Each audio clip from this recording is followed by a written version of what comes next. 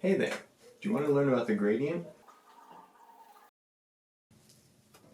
Let me show you how a watermelon makes it easy. This watermelon function takes as input a position in the xy plane and outputs the height of the watermelon surface at that position. We'll need to know the partial derivatives to understand the gradient. Here's how to find them. For the partial derivative with respect to x, imagine slicing the surface in the direction of the x-axis and taking the derivative of this curve. But what's a derivative? A derivative is a rate of change.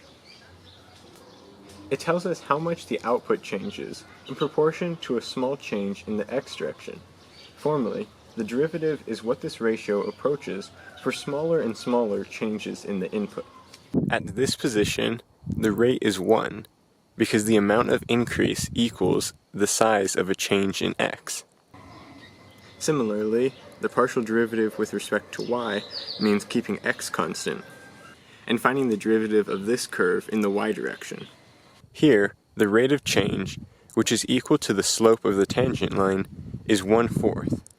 So the gradient points 1 unit in the x direction and 1/4 unit in the y direction. This is exactly the direction in which the surface is steepest, and to understand why that is, let's play a game. You can move this string anywhere it reaches to win the money beside and below it. You might want to win all the 10 peso coins, but by giving up one of them, you can win 3 5 peso coins. Moving further is not worth it, so you stop in a direction that is twice as far along the axis of the coins that are worth twice as much. Similarly, since taking a small step increases the toucan's height by the amount of increase in both x and y directions, the gradient which contains this information points in the direction that is the ratio of the values, the direction of steepest slope. Now, the gradient is really a vector field, which means that every position has a corresponding gradient vector pointing in the direction that is steepest at that position.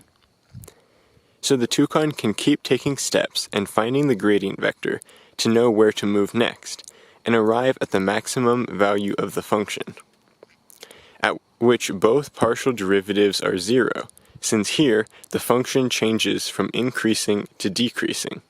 This procedure is known as gradient ascent, and it's useful for optimization by finding the peaks of a function. And since this works for functions of any number of variables, it can be used for tasks ranging from maximizing profits to training a Go playing AI. Wow, that's pretty cool.